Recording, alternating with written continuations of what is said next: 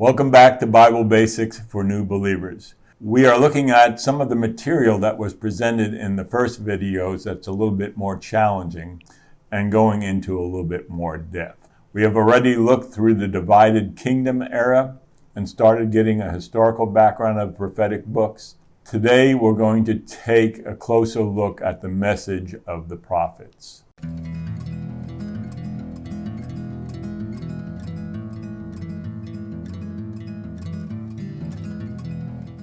This study could become very technical, but that's not where we want to go. We are going to concentrate on some areas that hopefully give you a better understanding and a better perspective of the writing prophet. So the first thing we want to ask ourselves, why the change from non-writing prophets to writing prophets? So when we open 2 Kings, the first 7 chapters, we see Elijah and Elisha as the non-writing prophets, and they are ministering at this point in time. When we reach chapter 8, although he is not mentioned there, this is where Joel, the prophet, will begin his ministry to Jehoram of Judah. So what caused the movement from the non-writing prophets to the writing prophets? Well, the intention of God changes at this point in time. Whereas before, under the non-writing prophets, he is giving mostly warning, he is now going to bring about discipline. Therefore, it became necessary for the prophets to write down their prophecies so that the nation of Israel would not misunderstand what was happening or become discouraged. One way they might misunderstand is thinking that God was not powerful enough to protect them from the gods of the other nations, and he had not intended for them to go into captivity. But the prophets wrote down that God intended them to go into captivity so that they could not be mistaken. The other thing that they needed to know is they could not fall into despair, because God not only intended for them to go into captivity, but he also intended for them to return from that captivity. That this discipline or this punishment was not meant to be forever. What defined the relationship between Israel and God? And we have talked about this before. It is a covenant relationship. So we've talked about covenants being agreements or contracts. And we've talked about the Old Testament and the New Testament covenants. But Peter Gentry, who is an Old Testament professor, gives a much more precise definition of what a covenant is. And this is what he says. An agreement between two parties making binding, official, and permanent a relationship of faithful, loyal love, obedience, and trust. It's not just a business contract or a marketplace agreement. God makes various covenants throughout the Bible, and for our purposes, for the writing prophets, we are interested in 3 of those.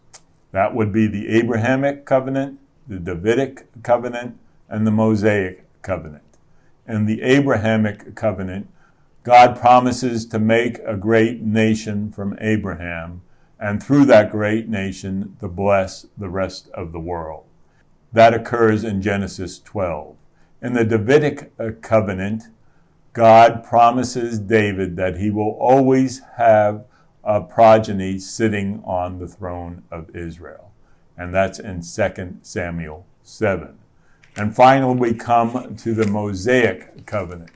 The Mosaic covenant is in Deuteronomy and Leviticus, where God promises to bless obedience and to curse disobedience. As the nation falls away from God, he begins to implement the curses of the covenant. Most of the prophecies of the written prophets are curses because of the situation in the nation. But that changes from the pre-exilic to the post-exilic prophets. The pre-exilic prophets emphasize more the curses. These are the prophets that talk and prophesy before the exile. During the exile and after the exile, there is a movement more to encourage the people, and therefore the blessings are more emphasized then.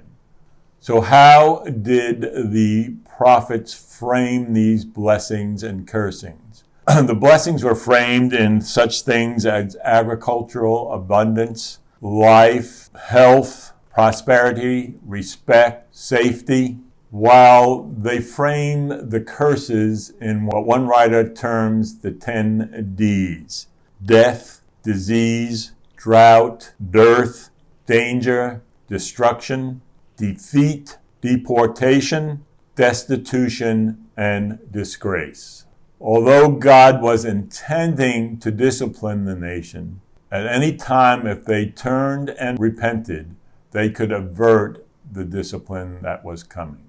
All the curses were subject to retributive judgment. That is, that the crime and the punishment must be equal. We find this in Leviticus 24:17 through 22. And probably what is familiar to most of us is the statement of an eye for an eye and a tooth for a tooth. Most of us, when we think of that in the sense of revenge. But actually what the true meaning is that the punishment for a crime cannot be excessive, that the punishment and the crime must be equal. So, Israel has provoked God by worshiping no gods, that is, idols. So God, in retributive justice, will punish in Israel, having them serve a no nation, that is, the Gentile nations, who are not under the blessing of God. For the pre-exilic prophets, the biggest blessing was restoration to the promised land. For the post-exilic prophets, they saw the return to the land as only the beginning, and they prophesied a more complete and full restoration of Israel for the future. So we can say this: the main concern of the prophets was the relationship of God to the nation according to the Mosaic covenant. The earlier non-writing prophets call the people back to covenant relationship to God. But when they refuse to return to that relationship, the writing prophets then announced, because the covenant had been violated, that now the curses that were mentioned would come into effect. But always behind all of this was the promise that God would restore the nation. So how did these prophets communicate to the people? Through various ways. One of those was disputations. That is kind of like a role play, where the prophet would give both the side of God and the side of the nation, and then bring a judgment. There were judgmental speeches. There were promises of restoration and salvation. There were allegories. There were parables. There were what was known as lawsuit or legal speeches, where it was like a court trial going on. There were biographies, such as Jonah and Hosea. And finally, there were kind of eulogies or funeral speeches. How did they validate their prophecies? They would give predictions, and when they came true, it showed that the God of Israel not only could tell the future, but he determined the future. An example of this can be found in Isaiah 8:7 through 8, where God predicts that the nation of Assyria will attack Judah, but will not completely conquer it, will only come up to its neck. So Isaiah 36 and 37, we see the fulfillment of this prophecy in the fact that Assyria makes it all the way to the gates of Jerusalem, but is unable to conquer the city, and God finally turns them back. Therefore, Isaiah can make a prophecy in Isaiah 44, verses 24 through 28, that Cyrus will allow the people of Israel to return from the exile. This is 80 years before the exile and 150 years before the return from the exile. So no one present at this prophecy would be alive to see it happen.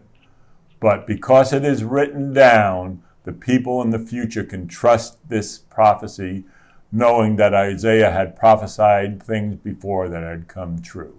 So what we want to look at now is that most of this prophecy is given in poetic language. And we know in our own language that poetry can be a little difficult to understand. Most of Hebrew poetry is based on imagery, and it's not only trying to give you information, but to get an emotional response to that information. That's not unlike some of the parables in the New Testament where there's a zinger that catches your attention. Another aspect of Hebrew poetry is that of repetition. On the smallest scale, we see this as parallelism, where one verse which follows another verse actually says the same thing. So we can look at the call of Jeremiah in 1:5, where we read, "Before I formed you in the womb, I knew you, and before you were born, I consecrated you." So we see those two statements are basically saying the same thing, but taken together, they give a little bit more information, a little bit richer understanding. So on a larger scale, we look at what is called recursive speech, where a topic is progressively repeated. So what does that look like? The prophet will present a topic. He then will develop that topic from a certain perspective, and he will come to a conclusion and an application. He then will again take that topic and develop it from a different perspective, but will come to the same conclusion and application. And this is repeated on several levels. While Hebrew poetry can certainly be much more technical than this, if you will take just these two aspects of it and apply it, you will definitely have a better understanding of what's going on. So finally, we want to ask ourselves, why are there so many prophecies about the foreign nations in the written prophet? We look at Isaiah, for instance, chapters 13 through 27 are about the foreign nations. In Jeremiah, 46 through 51 are about foreign nations. In Ezekiel, chapters 25 through 32 are about the foreign nations. Obadiah, the whole book is about the nation of Edom. And Jonah and Nahum are talking to the Assyrians, especially the city of Nineveh. Others, such as Habakkuk, Zephaniah, and Amos, have significant portions about the nations. So several things are at work here.